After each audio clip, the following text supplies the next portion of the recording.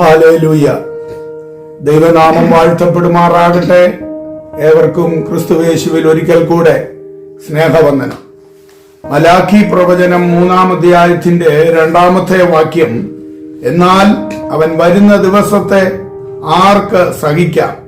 അവൻ പ്രത്യക്ഷനാകുമ്പോൾ ആര് നിലനിൽക്കും? അവൻ ഊതിക്കഴിക്കുന്നവന്റെ തീ പോലെയും അലക്കുന്നവരുടെ ചാരവെള്ളം പോലെയും ആയിരിക്കും. ഇവിടെ നമുക്ക് കാണുവാൻ കഴിയുന്ന ഈ മലാഖി പ്രവചനം ക്രിസ്തുവിന് മുൻപ് ഏകദേശം 557-നും 525-നും ഇടയിൽ എഴുതപ്പെടുവാനായിട്ട് ഇടയായിട്ടുള്ളതാണ്. ഇതിന്റെ ഉദ്ദേശം, പിതാക്കന്മാരുടെ പാപം ക്ഷമിക്കാത്ത ദൈവം എക്കാലത്തും പാപങ്ങളിൽ തുടർന്നാൽ ഉണ്ടാകുന്ന ന്യായവിധിയെക്കുറിച്ച് മുന്നറിയിപ്പ് നൽകുവാൻ മശിഹായുടെ 1-ാമത്തെയും 2-ാമത്തെയും ആഗമനവുമായി ബന്ധപ്പെട്ട ചില ഭാവി സംഭവങ്ങൾ വെളിപ്പെടുത്തുവാൻ വേണ്ടിയാണ് ഈ പ്രവചനം എഴുതിയിട്ടുള്ളത് എന്ന് നമുക്ക് മനസ്സിലാക്കാവുന്നതാണ്. ഒരേ വാക്യത്തിൽ തന്നെ കർത്താവിന്റെ 1-ാമത്തെയും 2-ാമത്തെയും വരവിനെ പരാമർശിക്കുന്ന കാര്യങ്ങൾ നമുക്കിവിടെ കാണുവാൻ സാധിക്കും. വർത്തമാന യുഗം ഇവിടെ വാക്യം 1-ലെയും അതേ 2-ലെയും സംഭവങ്ങൾക്കിടയിലുള്ള കാലഘട്ടമാണ് എന്ന് അതിന്റെ 1-ഉം 2-ഉം വാക്യം വായിച്ചാൽ മനസ്സിലാക്കുവാനായിട്ട് കഴിയുന്നതാണ്. സ്നാപക യോഹന്നാന്റെ കാലത്ത് യഹൂദന്മാരുടെ ഇടയിലേക്ക് ക്രിസ്തു വന്നതിനെയാണ് 1-ാം വാക്യത്തിൽ സൂചിപ്പിക്കുന്നത്. അപ്പോൾ വാക്യം 2-3-ലാകട്ടെ ന്യായവിധിക്കായുള്ള തന്റെ ആഗമനത്തെയാണ് ഇവിടെ വിവരിക്കുന്നത്. അന്നാളിൽ അവിടുന്ന് വെള്ളി ഊതിക്കഴിക്കുന്നവന്റെ തീ പോലെയും അതേപോലെ വെള്ളിയും പൊന്നും ശുദ്ധീകരിക്കുന്നവനെ പോലെയും അലക്കുകാരന്റെ ചാരവെള്ളം പോലെയും ആ ലേവി പുത്രന്മാരെ ശുദ്ധീകരിച്ച് നിർമ്മലീകരിക്കും എന്നാണ് ഇവിടെ നമുക്ക് കാണുവാനായിട്ട് കഴിയുന്നത്. അഥവാ എല്ലാ പാപികൾക്കുമുള്ള ന്യായവിധി വാക്യം 5-ലും പറഞ്ഞിരിക്കുന്നത് കാണുവാനായിട്ട് സാധിക്കും. മലാഖി പ്രവചനം 4-ന്റെ-1-ൽ നമുക്ക് കാണുവാനായിട്ട് കഴിയുന്നത് ചൂള പോലെ കത്തുന്ന ഒരു ദിവസം വരുമെന്നും അവിടെ എല്ലാ ദുഷ്ടന്മാരും താളടിയാകുമെന്നും പറഞ്ഞിരിക്കുന്നതൊക്കെയും നമുക്ക് മനസ്സിലാക്കുവാനായിട്ട് കഴിയുന്നതാണ്. ഇവിടെ ദുഷ്ടന്മാരെ വൈക്കോൽ പോലെ ദഹിപ്പിക്കുന്ന അഗ്നിയെക്കുറിച്ചാണ് 4-ാം അധ്യായത്തിലേക്ക് കടന്നു വരുമ്പോൾ കാണുവാനായിട്ട് കഴിയുന്നത്. ഇവിടെ പറഞ്ഞിരിക്കുന്ന അഗ്നിയും യെഹെസ്കേൽ പ്രവചനം 38-17-23 പറയുന്ന തീയും ഗന്ധകവും, അതേപോലെ 2 തെസ്സലോനിക്ക ലേഖനം 1-7-10 വരെ പറയുന്ന ക്രിസ്തുവിനും അവിടുത്തെ ദൂതന്മാർക്കും മുൻപായി പുറപ്പെടുന്ന അഗ്നിജ്വാലയും ഒന്ന് തന്നെയാണ് എന്നും നമുക്ക് ദൈവവചനം പഠിക്കുമ്പോൾ കാണാവുന്നതാണ്. ഇത് നരകാഗ്നിയല്ല, മറിച്ച് ക്രിസ്തുവിന്റെ 2-ാം വരവിൻ നാളിൽ ഹർമഗദോൻ യുദ്ധത്തെ അത് സൂചിപ്പിക്കുന്നതാണ് എന്നും നമുക്ക് കാണാൻ സാധിക്കും.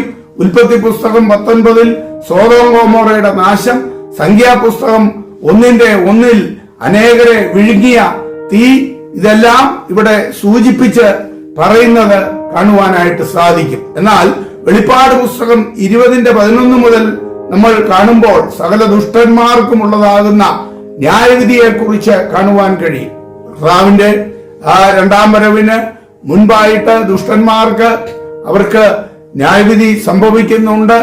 എന്നാൽ അവരുടെ ശരീരം വീണ്ടും 2-ാമത്തെ വരവിന് ശേഷമായിട്ട്, അല്ലെങ്കിൽ 1000 ആണ്ട് വാഴ്ചയ്ക്കും ശേഷമായിട്ട് വീണ്ടും അവരും ആ ശരീരത്തോടുകൂടെ ദുഷ്ടന്മാർ നിത്യ നരകത്തിലേക്ക് പോകേണ്ടതാണ്. അതേവരെയും അവരുടെ ആത്മാവ് നിത്യ നരകത്തിൽ തന്നെ ആയിരിക്കും.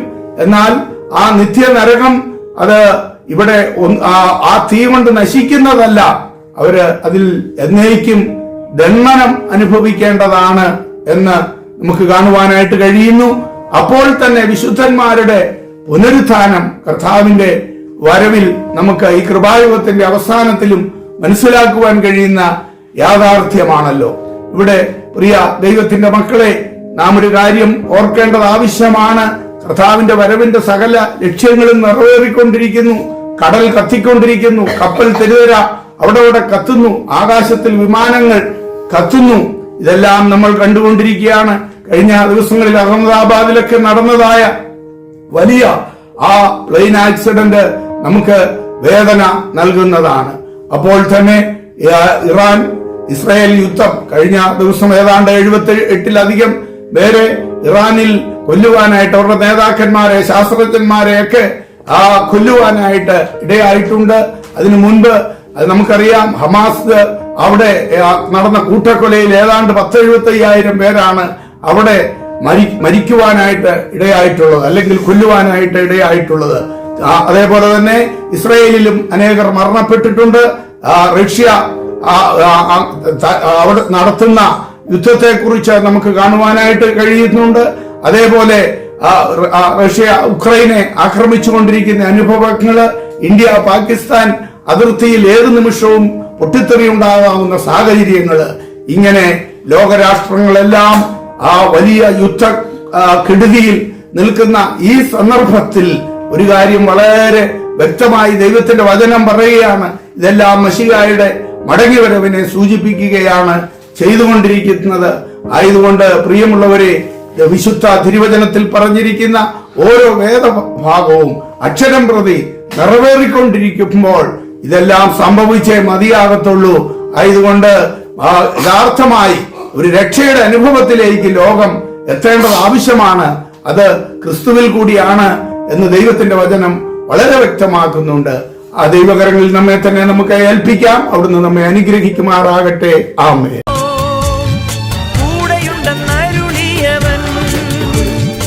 എന്നെ നടത്തുന്നവൻ, എന്നും കൂടെയുള്ളവൻ, എന്നെ നടത്തുന്നവൻ, എന്നും കൂടെയുള്ളവൻ.